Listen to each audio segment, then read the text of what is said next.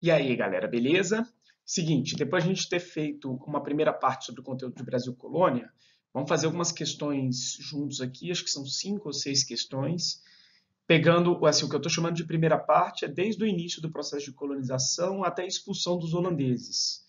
Então, as coisas que giram, em geral, em torno da construção, né, da produção de cana-de-açúcar, do plantation açucareiro, do tráfico de escravos, o tipo de sociedade que se constrói, elementos administrativos, né? Vamos ver o que a gente tem aqui para conseguir fazer. Beleza? Então, sem delongas, vamos nessa. Olha só. Primeira questão, questão da Unicamp, né? Questão fresquinha, Unicamp para 2020, né? Vamos ler juntos aqui. Bom, na América Portuguesa do século XVI, a política europeia para os indígenas pressupunha também a existência de uma política indígena frente aos europeus, já que os tamoios e os tupiniquins tinham seus próprios motivos para se aliarem aos franceses e aos portugueses. Então, ele já está deixando claro no texto que quando a gente pensa nessa relação, né, entre europeus e indígenas, a gente não pode levar em consideração só a política europeia, né, só os interesses europeus.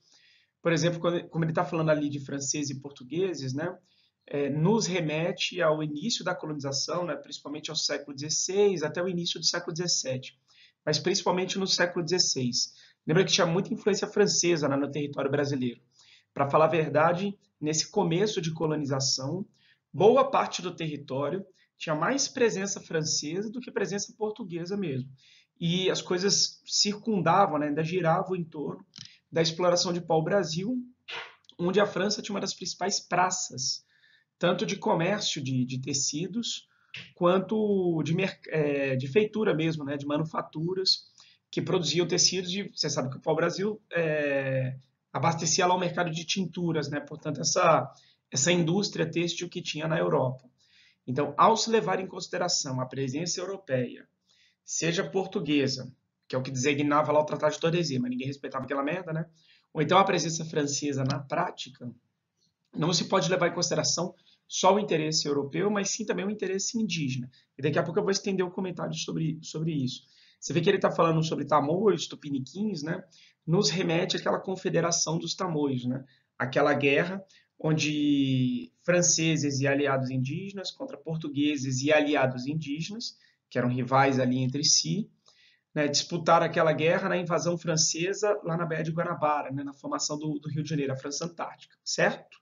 Então, é desse cenário que tá se falando e está se chamando a atenção para isso, para se prestar no interesse mútuo, né?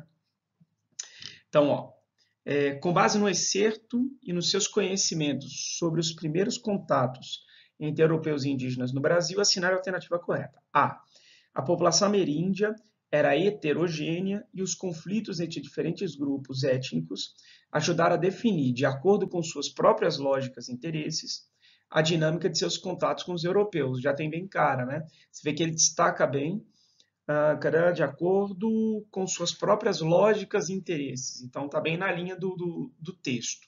Forte candidata. P. O fato de Tamoios e Tupiniquins serem grupos aliados contribuiu para neutralizar as disputas entre franceses e portugueses pelo controle do Brasil, pelo papel mediador que os nativos exerciam. Não, aqui você vê que ele usa de um conhecimento histórico, né? Tudo bem que depois o item fica, a alternativa ela até se entrega, mas Tamoios e Tupiniquins não eram aliados, né? Cada um deles estava de um lado. Os Tamoios estavam do lado francês, os Tupiniquins estavam do lado português. De qualquer forma, se você não lembrasse dessa divisão, né, nessa guerra da Confederação dos Tamoios, o resto da questão, o resto da alternativa se denuncia bem como errada. Eles não neutralizaram, teve o conflito, teve a expulsão francesa, né? C. Os indígenas, agentes de sua história, começa, né, legal, desde cedo souberam explorar as rivalidades entre os europeus, beleza, e mantê-los afastados de seus conflitos interétnicos. Aqui não. Ou seja, souberam explorar, né? Tudo bem que nessa relação as comunidades indígenas em geral saíram perdendo no médio e longo prazo. Mas naquele momento eles souberam explorar isso, o que não quer dizer que os europeus ficaram afastados. Não foi suficiente para manter os europeus afastados. Então essa aqui está fora, né? Anulando o impacto da presença portuguesa aí de jeito nenhum. Né? D. As etnias indígenas viviam em harmonia umas com as outras. Aqui é a idealização, né? Viviam em harmonia umas com as outras, pelado, fumando maconha, lambendo sapo e abraçando árvore. Não tem nada a ver, né? As etnias indígenas viviam em harmonia umas com as outras e em equilíbrio com a natureza, né? É o estereótipo sobre os indígenas. Esse quadro foi alterado com a chegada dos europeus, que passaram a incentivar os conflitos interétnicos para estabelecer o domínio colonial. Não, óbvio que havia conflitos prévios, né, interesses. Então, vamos rabiscar aqui, letra A. A de amor. Beleza? Só para chamar a atenção de mais uma coisa nesse início de colonização, né, ou vou colocar da maneira mais ampla, nesse início de presença europeia dentro da América, em especial aqui no Brasil, todo europeu que conseguiu se fixar, né, e tirar algum tipo de lucratividade, de recurso, num primeiro momento de pau-brasil, se aliou com indígenas. E assim, esse tipo de interpretação está ficando cada vez mais frequente e tende a aparecer mais nas provas, sobretudo essas provas que tratam de conteúdo de maneira bem atual, como é a prova da Unicamp, mas isso obviamente vale para o Enem, que sempre traz questões bem atuais, mesmo porque, como o Enem pode lidar muito com assim, um conhecimento prévio que você tem, mas conseguindo interpretar um texto, né, juntando as duas coisas, mesmo que o texto traga uma informação que seja aparentemente inovadora, com conhecimento prévio, interpretando, você consegue fazer. Então, o Enem pode trazer essas leituras que são mais frescas, assim, né? Que são mais de ponta, mais recentes dos historiadores. E uma delas é justamente essa, de que o início da fixação europeia, seja portuguesa ou seja francesa, nesse primeiro momento, porque não é porque o Tratado de Tordesilhas dizia que era de Portugal, que efetivamente era de Portugal. Lembra que o tratado era altamente questionado por todos os outros países que não os ibéricos, né, que não Portugal e Espanha, naquelas teses lá do Mare Claus e Mare Liberum, né, que a gente comentou já em algumas videoaulas aí. De qualquer forma, todo mundo que conseguiu se estabelecer minimamente manteve contato muito próximo, alianças com os grupos indígenas. Então, até com casamento mesmo, né? Casamento desses representantes europeus, em geral com as filhas de caciques ou de lideranças, de representantes das comunidades indígenas, né? Os caras se tornavam genros e aí conseguiam se estabilizar. Dá para falar, por exemplo, do Diogo Álvares Corrêa, que é aquele náufrago lá da Bahia, né, ali de Salvador, vai virar o Caramuru, né, ele vai se casar com o Paraguaçu, que vai ser inclusive batizada, né, na Igreja Católica, eles vão ter um casamento cristão mesmo. É o primeiro casal cristão da América Portuguesa. Foi batizada Catarina, em homenagem a uma amiga esposa de um amigo do Diogo Álvares Corrêa, Catarina Paraguaçu, sendo que a Catarina era francesa, o amigo dele era o Cartier, que não é o cara que inventou o relógio, mas foi o francês que descobriu o Canadá. Ou seja, este português náufrago, a esposa dele indígena, foi batizada na França e ganhou o nome da esposa de um amigo muito próximo que era francês. Ou seja, mostrando a relação que ele tinha com os franceses, contrabando de pau-brasil. E depois estabeleceu com portugueses. Ele ajudou a construir Salvador, inclusive. João Ramalho, que era um outro náufrago, e esse que manteve, assim, viveu entre os tupiniquins, né? No caso do Caramuru, viveu entre os tupinambás. O João Ramalho, na região onde é São Paulo hoje, né? Ele vivia naquela área entre Santos e São Paulo, né? Óbvio, dando referências atuais. Ele foi incorporado aos tupinambás, se adequou muito bem à poligamia, liderava um exército de mais de 3 mil indígenas, foi fundamental, inclusive, né, para a fixação dos portugueses. Então, todo mundo que conseguiu se fixar minimamente nesse momento de exploração do pau-brasil, no século XVI, manteve relações próximas com os indígenas. Beleza? Me forneça pau-brasil e eu te forneço instrumentos de ferro. Essa era a troca básica, né? Bom, então, letra A. 2. Unesp. Também fresquinha, né? Nem existia Brasil no começo dessa história. Existia o Peru e o México, né? Porque tinham os Incas e os Aztecas, no contexto pré-colombiano. Mas Argentina, Brasil, Chile, Estados Unidos, Canadá, não. No que seria o Brasil, havia gente no norte, no Rio, depois no sul. Mas toda essa gente tinha pouca relação entre si até meados do século XVIII. Então, aquela ideia clássica de que as regiões do Brasil, né, eram meio que desconectadas, né, como se fossem meio que ilhas geográficas, né, dentro da mesma área portuguesa, da mesma colônia, e que no século XVIII que elas foram começar a ter uma conexão maior por conta da mineração, né, maiores fluxos internos. Tudo bem que os estudos hoje mostram que essas relações dentro do Brasil, elas são muito mais dinâmicas do que a gente está acostumado a pensar. De qualquer forma, considerar assim que as regiões do Brasil estão se integrando mais, né, isso é algo do século XVIII para frente, beleza? Por conta do fenômeno da mineração, descida da capital, né, para o sudeste, que aí sai do Salvador para o Rio de Janeiro, a produção de gado no sul abastecendo a zona mineradora, começa a ter uma integração maior. E aí a questão da navegação marítima. Torna-se importante aprender bem história marítima, que é ligada à geografia. Tem muito historiador, inclusive, que faz história do Atlântico. Então, é aquela compreensão de que o oceano não é o que separa, o oceano é o que conecta. Então, ao estudar a história do Atlântico, você está estudando a conexão entre América, África e Europa, por exemplo. Essa é a ideia de um estudo marítimo, né? Uma história marítima. Essa compreensão me deu muita liberdade para ver as relações que Rio, Pernambuco e Bahia tinham com Luanda, que era uma área de forte fornecimento de escravos, né? Pertence ao território do que hoje é Angola. Depois a Bahia tem muito mais relação com o antigo Daomé, hoje Benin, na costa da Mina, que são aqueles reinos africanos que foram fundamentais, né, para o fornecimento de escravos. Então Daomé, que é o atual Benin, está do lado ali mais ou menos do Togo, perto de Senegal, Costa do Marfim, sul da Nigéria, né, naquele Golfo da Guiné. Ali era uma das principais áreas de fornecimento de escravos, que era a Rota da Mina. Mina faz referência a uma base, uma fortaleza portuguesa que tinha na região, que era São Jorge da Mina. Então, dali vinha uma boa parte do fluxo de escravos. Era uma das 3 grandes rotas de escravo da África para o Brasil.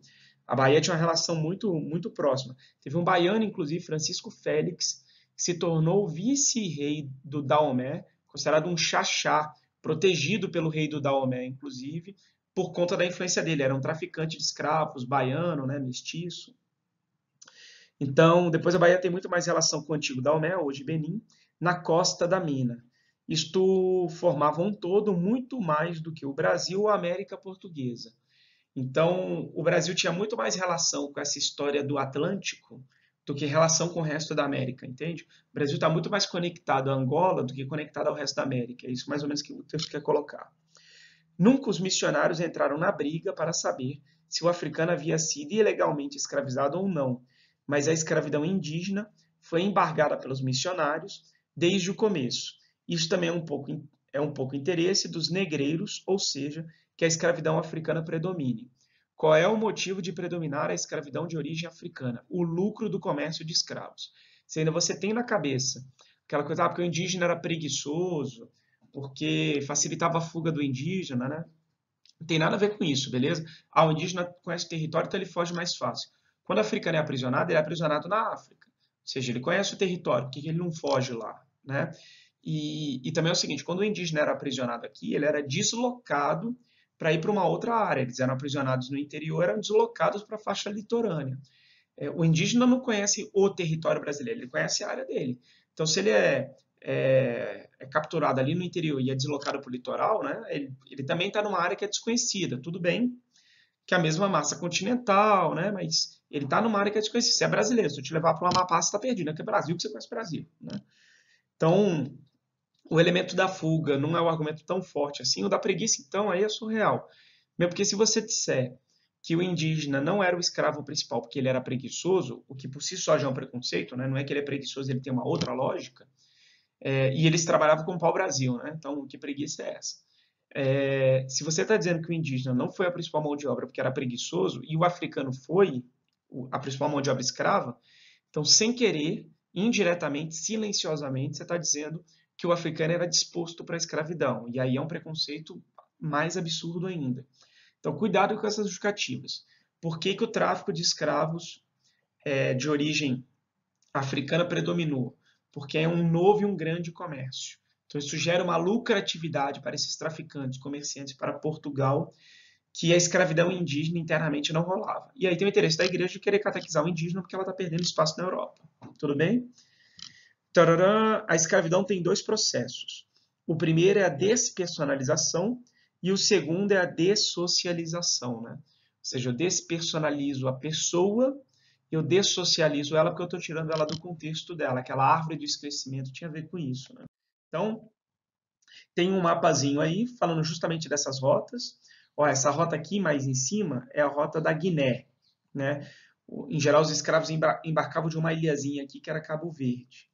Aí essa rota aqui é justamente a rota de São Jorge da Mina, a rota da mina. Então, o reino de Daomé estava mais ou menos aqui assim, o reino de Oió, um outro reino fundamental, estava mais ou menos aqui assim.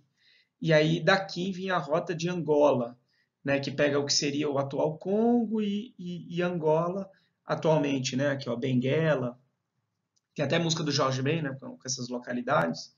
E aí, bom, para onde que essas rotas vinham, né? Então, aqui em geral os Yorubás, né, mas povos de diferentes origens também, e aqui predominantemente os Bantus. Então, questão, né?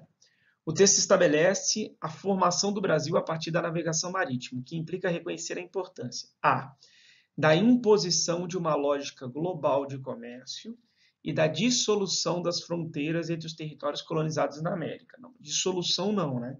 Então, existe uma lógica global de comércio, sim, né?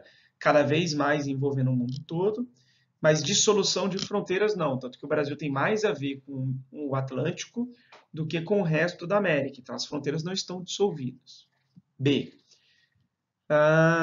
Do domínio colonial de Portugal sobre o litoral africano e da intermediação espanhola no tráfico escravagista. Não é uma intermediação espanhola, né? Ela é portuguesa, ela é mesmo de traficantes, né, de escravos brasileiros. Eu citei o Francisco Félix, né? Então não é a Espanha que faz esse comércio, que é essa intermediária. Está fora essa também. C.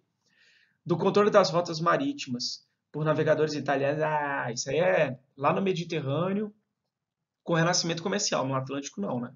No Atlântico são os portugueses, espanhóis, né, numa certa medida, mas no tráfico de escravos depois holandeses, depois ingleses, franceses. No século XVII participaram dinamarqueses, suecos, prussianos, né? Os italianos não. D. Da constituição do espaço geográfico do Atlântico Sul e da relação estabelecida entre os continentes americano e africano. Beleza, aqui tem mais cara, né? Possivelmente essa. Do surgimento do tráfico de africanos escravizados e das relações comerciais do Brasil com a América Espanhola. Não, ele está conectando o Brasil muito mais à África através do Atlântico do que a América Hispânica. Então, letra D de dado, por tudo que nós dissemos, CQD, como queríamos demonstrar. Beleza? Avançar então. Tá claro o que foi dito, né? Pensar numa história do Brasil muito mais conectada à África e, portanto, pensar numa história do Atlântico do que o Brasil conectado com a América Hispânica, embora o Brasil tivesse relações com áreas da América Hispânica, né? No avançado do conteúdo a gente vai comentar disso, mas a relação com a África através do tráfico de escravos era maior, né? E com a Mediterrânea por conta com o Oceano Atlântico por conta da agroexportação. Mas vamos nessa, Unesp 2018. Na colônia, a justiça era exercida por toda uma gama de funcionários a serviço do rei. A violência, a coerção e a arbitrariedade foram suas principais características, né? A lei sendo aplicada. Violência, coerção e arbitrariedade. Nas regiões em que a presença da coroa era mais distante, os grandes proprietários de terras exerciam considerável autoridade administrativa e judicial. Você vê que quando ele fala de arbitrariedade, já dá um indício de que a coisa se distancia, às vezes, um pouco do rei. Porque se tem alguém arbitrando, né, às vezes não é necessariamente o monarca. Então, tem forças sociopolíticas do próprio Brasil colônia que exercem esse poder, essa coerção, essa violência. Né? Então, assim, em tese, está todo mundo subordinado ao rei. Mas quando o rei não se faz presente, né, essa elite local acaba exercendo os seus poderes. A coisa é muito mais complexa.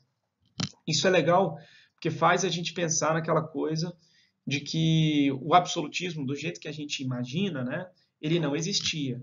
Ou seja, um rei absoluto que manda em tudo e em todos, com poder completamente centralizado, isso não existe. Lembra que absolutismo, o que quer dizer efetivamente? Que todo poder emana do rei, né? Ele é a fonte de todo poder, e que acima dele não há uma instância superior.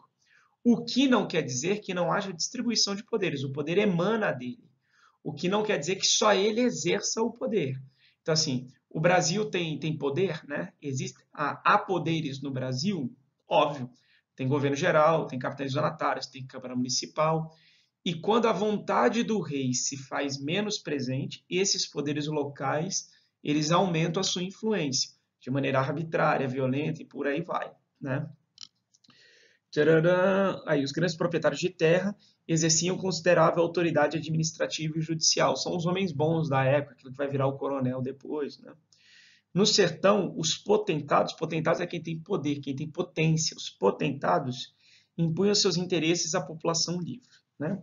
Ao analisar o aparato judiciário no Brasil colonial, o texto A identifica isonomia, não, né? Impessoalidade, não, justamente o contrário, né? Ele está tratando dessa pessoalidade, são os donos de terra, são os grandes latifundiários, né? Está explícito no texto, proprietários de terra, né? São esses homens bons. Então não tem isonomia, não tem impessoalidade. B. Explicita a burocratização do sistema jurídico nacional e reconhece sua eficácia no controle interno. Eficácia não, porque ele próprio está deixando claro que a autoridade do rei, vira e mexe, ela falta, né? E aí as coisas vão de maneira arbitrária, violenta. C. Indica o descompasso entre as determinações da coroa portuguesa e os interesses pessoais dos governadores gerais. Não especial dos governadores gerais, ele está falando dos proprietários de terra, né, dos latifundiários, desses homens bons. Ele está sendo mais local, né? O governador geral, em geral, estava com interesse de acordo com a coroa, pelo menos ele era o mais próximo. Lembra que o governo geral é criado em 1848, considerando que o sistema de capitanias hereditárias não alcançou o êxito que Portugal esperava, né? O fracasso das capitanias hereditárias. A maior parte delas não vingou, né? Tanto que quando a gente estuda em geral, se considera que duas tiveram algum êxito, né? Foram bem sucedidas em algum nível, que é Pernambuco e São Vicente. O resto, por diferentes motivos, acabou não vingando. Aí Portugal não quis acabar com o sistema de capitanias hereditárias, porque teria um custo, e aí criou um sistema para justamente fiscalizar, controlar o sistema de capitanias hereditárias, que é o de governo geral. Então, o governador geral é um representante do rei aqui dentro do Brasil. O que ele está considerando aí são esses poderes mais locais, dos latifundiários, né, dessa elite proprietária de terras. D. Distingue o sistema oficial da dinâmica local e atesta o prevalecimento de ações autoritárias em ambas. Não autoritárias em ambas, eu acho que ele está falando autoritárias muito mais do elemento local, né? Vamos ver a letra E para poder comparar e ver qual que está mais certa. Diferencia as funções do Poder Judiciário e do Poder Executivo e caracteriza a ação autônoma e independente de ambas. Bom, também não, né? Distingue o sistema oficial da dinâmica local e atesta a prevalência de ações autoritárias em ambas. Aí na comparação a letra D fica correta. Não é uma alternativa que você lê cravada, mas quando você compara vai, né? Então, só para eliminar diferencia as funções do Poder Judiciário e do Poder Executivo, você vê que ele não está diferenciando isso, né? Tanto que o próprio texto coloca ao analisar o aparato judiciário. Então, ele não está fazendo essa diferença de judiciário para executivo. Caracteriza a ação autônoma e independente de ambas. Ele não está caracterizando essa separação, né? Tanto que as mesmas figuras tinham uma tendência a exercer as duas funções. Então, fica a letra D, né? Distingue o sistema oficial da dinâmica local, ou seja, uma coisa às vezes é o que o rei queria, mas quando o rei não exerce, abre espaço para os poderes locais. E aí você tem ações autoritárias de ambos. Pode ter ação autoritária do próprio rei, do próprio monarca, quanto ações autoritárias desses poderes locais. Então fica a letra D. D de demência. Tá. Bora nessa. Vocês estão enxergando aí? Eu apertei, né? Que o texto dessa era maior. ESPM. Quase que foi o canal de esportes que fez a questão, né? Olha lá. 4. A primeira vez que se mencionou o açúcar e a intenção de implantar uma produção desse gênero no Brasil foi em 1516, quando o rei Dom Manuel ordenou que se distribuíssem machados, enxadas e demais ferramentas às pessoas que fossem povoar o Brasil e que se procurasse um homem prático e capaz de alir, dar princípio, ao engenho de açúcar. Então é para plantar açúcar, dar machado para o povo aí, né? Assim não vai começar. Você vê que a 1516 ainda está naquele período pré-colonial, né? O que se chama de pré-colonial. Lembra que pré-colonial quer dizer antes de uma ocupação efetiva. Colonizar é ocupar. Então, o período pré-ocupação, né? Pré-colonial, é que Portugal ainda não se preocupa em efetivamente ocupar o Brasil a partir de um sistema estabelecido.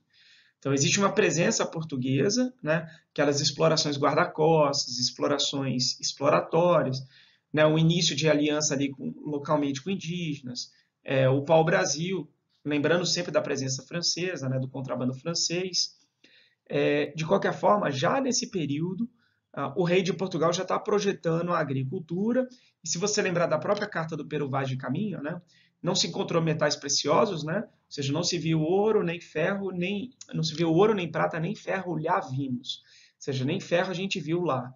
Mas as terras são de muitos bons ares, as terras são chãs, né? As terras são planas, as águas são muitas, infinitas, em se plantando dá sear de tudo. Aquela noção de que no Brasil se plantando em tudo dá. Então, o próprio Caminha já aponta para uma possível utilização do território que seria para a agricultura. Então, já no período pré-colonial, o rei de Portugal está dando um indício disso, que é o que vai ser feito principalmente a partir de 1532, quando tem as capitanias hereditárias, e aí começa a se estabelecer o sistema de plantation açucareiro. Mas a ideia, a coisa vem sendo construída um pouquinho antes, né? Então, cadê? Os primeiros engenhos começaram a funcionar em Pernambuco no ano de 1535, tá vendo? Ou seja, a ideia é 1516, mas funciona mesmo depois de 1532. Sob a direção de Duarte Coelho, que era o capitão donatário de Pernambuco, né? Foi uma das duas que mais vingou, né? A partir daí, os registros não pararam de crescer. 4 estabelecimentos em 1550, 30 em 1570 e 140 no fim do século XVI. A produção de cana alastrava-se não só numericamente, como espacialmente, chegando a Paraíba, ao Rio Grande do Norte, a Bahia, até mesmo ao Pará. Mas foi em Pernambuco e na Bahia, sobretudo na região do Recôncavo Baiano, que a economia açucareira de fato prosperou. Tiveram início, então, os anos dourados do Brasil da cana, né? Dourado com uma plantação de cana. A produção alcançando 350 mil arrobas no final do século XVI. Sabe-se lá quanto é isso, mas é coisa pra caramba, né? A partir do texto, a Lilia Schwartz, ela tem um canal no YouTube, vale a pena assistir. É canal da Lili, se eu não me engano, é uma historiadora de ponta, está na vanguarda da pesquisa, né? E está com uma atuação com um grande público, assim, grande. Brasil, uma biografia, é um livro dela sobre a história do Brasil. Para quem quiser, é um livro legal de comprar. Não chega a ser um livro de ensino médio típico, mas também não é um livro acadêmico, meio que paradidático, é um livro que professores usam para preparar a aula. Então, assim, é muito bom livro para estudar a história do Brasil. E nessa perspectiva mais atual, é bem cara do Enem. Então, a partir do texto e considerando a economia açucareira e a civilização do açúcar, é correto assinalar. A cana-de-açúcar era um produto autóctone. Autóctone quer dizer que é nativa. A cana-de-açúcar era nativa do Brasil? Não. Lembra que a produção de cana-de-açúcar no Brasil foi o primeiro produto globalizado da história, né? A cana-de-açúcar é uma planta de origem asiática, foi levada para a Europa, né, pelos árabes. Aí você tem europeus plantando o produto asiático na América com mão de obra escrava africana. É um produto global. Quando você come açúcar, você come a globalização, né? Eu acabei de ler, né, demente. B.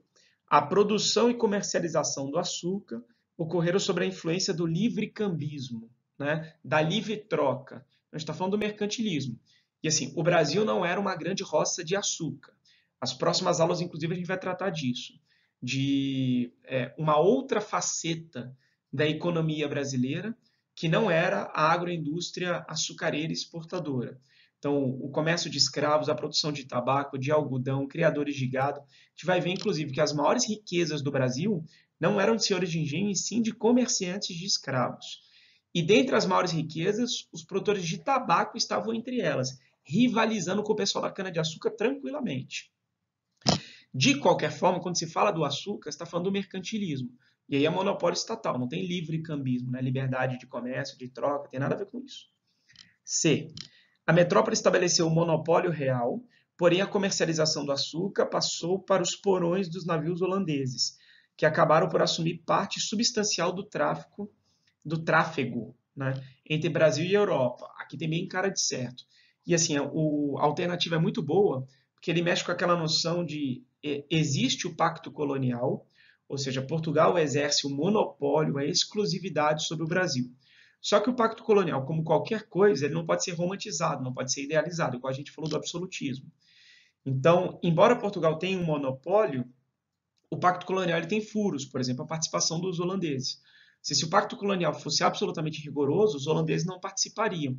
Mas a gente sabe não só da participação, como da participação fundamental, né, dos neoholandeses, né, principalmente dos holandeses. Lembra que o nome dos países é Netherlands, né, Países Baixos. Holanda é uma província, né, dos Países Baixos. Mas a participação dos Países Baixos ela foi fundamental. Produção de açúcar era agroindústrias açucareiras. Agroindústria. Indústria, produção em etapas e larga escala. E nessas etapas, os holandeses e os Países Baixos participaram de maneira muito fundamental, financiando, fazendo comércio, né, refinando o açúcar. Certo? Então, alternativa séria candidata correta. D. Os portugueses mantiveram um rigoroso monopólio. Tá aí. Você vê que o que a gente pensa na letra C ajuda a eliminar a letra D. O pacto colonial existia, mas ele não era absoluto, não era rigoroso. Então essa aqui já está fora, né? Sobre o processo de produção e refinação do açúcar, não. Se você lembrou dos holandeses, você lembrava que eles refinavam. Para a implantação da indústria canavieira no Brasil, o projeto colonizador luso precisava contar com a mão de obra compulsória e abundante, dada a extensão do território, por isso sempre privilegiou a utilização dos nativos. Não, a mão de obra escrava de origem africana por conta do comércio, porque a gente explicou um pouquinho atrás. Então, letra C de certo. E aí, 5. Ah, essa é a última, são 5. 32 minutos de comentário de questão. Tá bom, né, gente? Então, olha só, essa aqui é do Enem 2018, recente. A rebelião luso-brasileira em Pernambuco começou a ser urdida em 1644 e explodiu em 13 de junho de 1645, dia de Santo Antônio. Pular a fogueira aqui e fazer uma revolta. Uma das primeiras medidas de João Fernandes Vieira, a gente comentou ele inclusive na aula, que era o segundo maior devedor, né? Em moeda Tord, ele devia para os holandeses lá 1,5 milhão de reais, né? Mais ou menos 500 mil florins na época. Uma das primeiras medidas de João Fernandes foi decretar nulas as dívidas que os rebeldes tinham com os holandeses. Houve grande adesão da nobreza da terra. A nobreza da terra são os latifundiários, né, os senhores de engenho. Entusiasmada com essa proclamação heróica, que é uma ironiazinha do Ronaldo Vanfas, que é o autor desse texto, né? Ironia porque os caras são devedores e estão dizendo que não vão pagar, né? Então a declaração, a proclamação heróica, né? Lembra que esse foi o motivo, né, efetivo da expulsão dos holandeses. Maurício de Nassau forneceu créditos lá em boas condições, quando a Companhia de Comércio das Índias Ocidentais, a WC, né, Western India Company, começou a tomar prejuízo, os caras começaram a cobrar dívida até, né, demitiram o Nassau do cargo, e aí quem era devedor, né, quis agora expulsar os holandeses e começou por esse grande proprietário, que era o João Fernandes, cara que virou grande proprietário no domínio holandês, né? Você lembra que ele fez parte da resistência à invasão, depois aceitou o domínio holandês, trabalhou para o holandês, conseguiu depois juntar uma grana, comprar terra naquelas terras leiloadas pelo Maurício de Nassau, fez fortuna, adquiriu dívidas e agora está comandando revolta, né? Bom, o desencadeamento dessa revolta na América Portuguesa senseitista, ou seja, dos 1600, né, do século XVII, foi resultado da fraqueza bélica dos protestantes bátavos. Bátavos aí está como sinônimo de holandês, poderia ter sido Flamengo também, né? Então, o motivo da revolta não é porque eles são fracos militarmente, beleza? O motivo da revolta é porque eu tenho dívidas e não quero pagar. Tem aquela coisa, né, de as dívidas foram contraídas sobre um determinado critério e agora a companhia de comércio que está vendo prejuízo, ela quer cobrar logo as dívidas. Então, vamos dizer assim, também não era a coisa mais justa. De qualquer forma, são devedores, né? A motivação. B, comércio transatlântico da África Ocidental. Não tem a ver com isso, com comércio de escravos, né? C, auxílio financeiro dos negociantes flamengos. Não, não é por conta do auxílio, é porque eles estão cobrando aquilo que eu devo. D, diplomacia internacional dos Estados Ibéricos. Não, não tem a ver com Portugal e Espanha negociando, né? Meu pequeno período aqui, a União Ibérica já tinha acabado, lembra? E interesse econômico dos senhores de engenho. É justamente isso. O interesse econômico por conta das dívidas. Beleza, galera? Tudo em cima? Foi? Bom, a gente vai fazendo outras levas, né, de questão. Eu vou deixar isso, né? O conteúdo acumular, né? A gente gerar uma massa de conteúdo para depois fazer um outro grupo de questões, beleza? Bom, quem tiver perguntas aí, se quiser que inclua uma outra questão, usa o nosso canal de comunicação lá como é que é? Da porcaria do Google Classroom. E aí eu vou respondendo outras, agregando, beleza? Ou então no próprio vídeo aí, né, você posta coisas lá. Valeu, galera. Obrigado. Abraço.